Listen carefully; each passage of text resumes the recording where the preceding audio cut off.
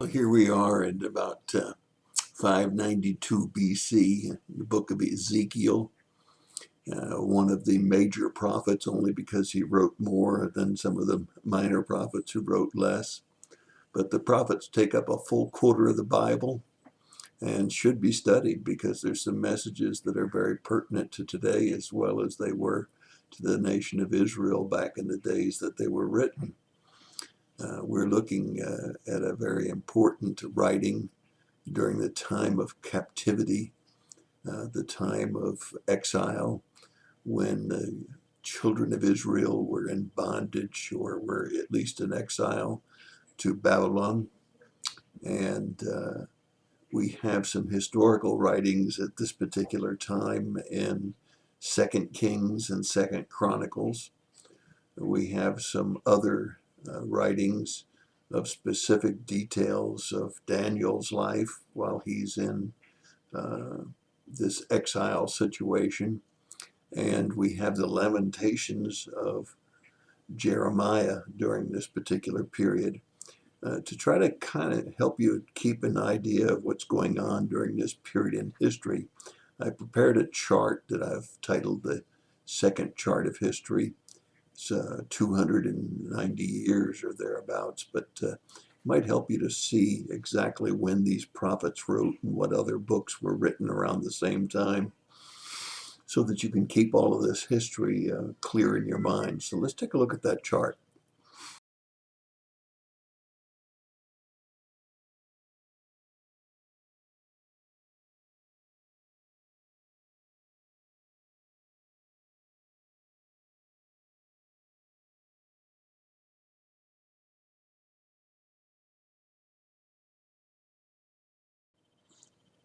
So Ezekiel has been appointed by God to speak to those that are in captivity, and he's warned that the message that he's going to bring is not going to be listened to. How would you like that assignment?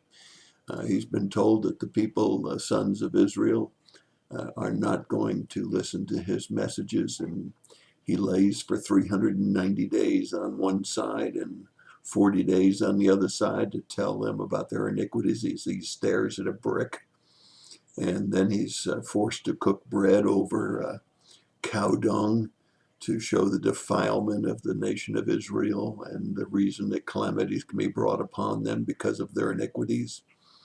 And then he's told to shave his head and divide up the hair and to burn some of it and throw some into the wind and to cut up some more to show the kind of destruction and punishment that's coming to the children of Israel. Uh, so he's had three visions, and bad news is that the word of the Lord has come through Ezekiel to tell the nation of Israel, those particularly that are in captivity, of what's going to happen in Israel and the sieging of Jerusalem and Judah.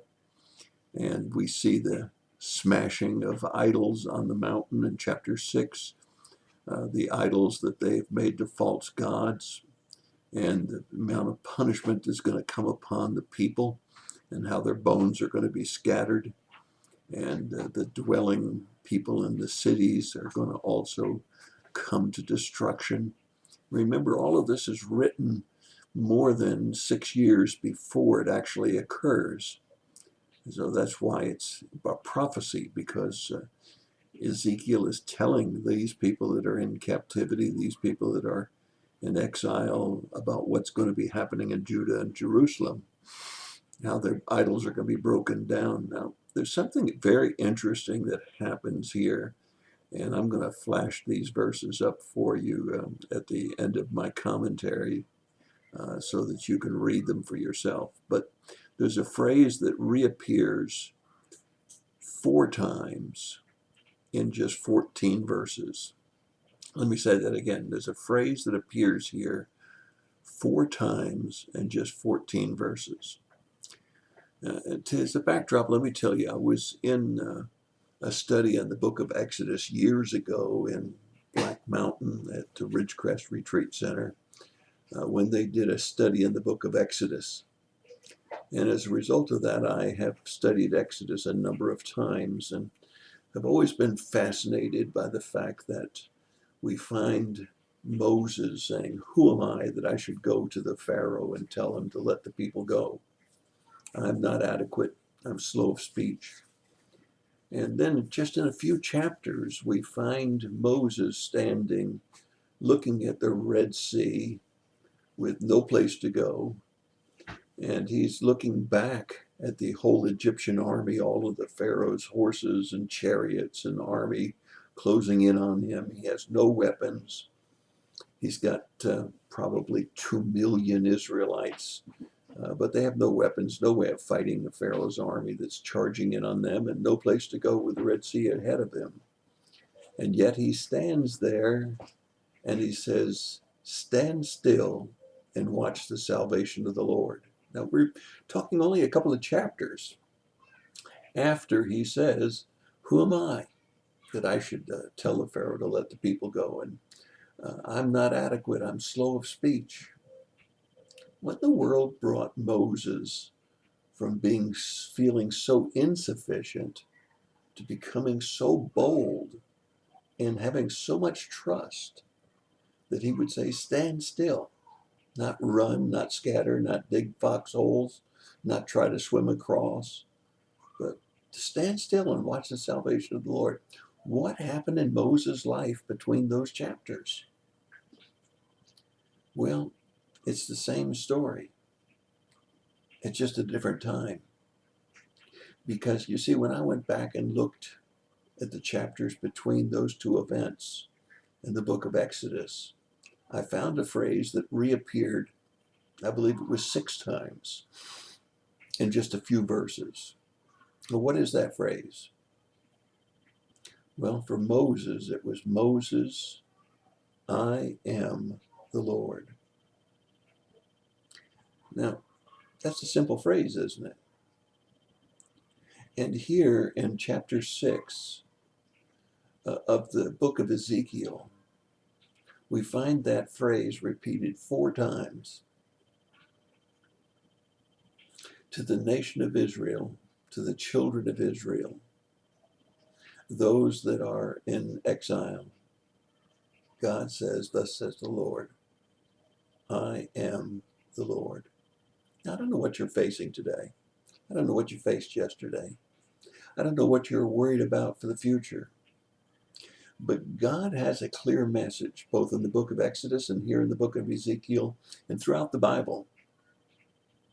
I am the Lord. When we recognize that He is Lord, and He's in control of all things, and that He is totally aware of everything that's going on in our life, and He's here to help us. He's here to see us through. He didn't say it was going to be easy. Ezekiel was warned. The people aren't going to listen to you. But Ezekiel, people of Israel, I am the Lord, He said. And He's Lord today. He's on His throne. He knows every detail about your life, and He'll see you through. And that's my thought for the day. So look at these verses that I'm about to play for you and recognize that He is the Lord. "The slain will fall among you, and you will know that I am the Lord." Verse 10, "Then they will know that I am the Lord. I have not said in vain that I would inflict this disaster on them." Verse 13, "Then you will know that I am the Lord, when their slain are among their idols and around the altars and every high hill and on the tops of the mountains, under every green tree and under every leafy oak, the places where they offered soothing aroma to their idols." Verse 14, "So throughout all of the habitation I will stretch out my hand against them and make the land more desolate and waste than the wilderness towards Diblah. Thus they will know that I am the Lord." Yes, in verses 1 through 6, it's very clear the Lord is telling Ezekiel exactly what's going to happen to Judah, and more specifically Jerusalem, And to the children of Israel that are there in captivity, he is telling them exactly what's going to happen and why it's going to happen, because they've been worshiping idols, because their iniquity has been so great. In verse 7, he continues to tell them again why, and that they're going to know that he's Lord, and that they need to give testimony. That is, the remnant that's left will have to give testimony that he is Lord. So there's bad news first, the destruction of Jerusalem. The good news is there will always be a remnant. And he says in verse 11, clap the hand, stomp the foot, and say, alas, the Lord is Lord. Yes, our witness and our testimony to all of the people that are around us is that he is Lord. He's control of all things, whether they want to acknowledge him as Lord or not. He is Lord. And that's my thought for the day. God bless you and have a great day. Know that he is the Lord.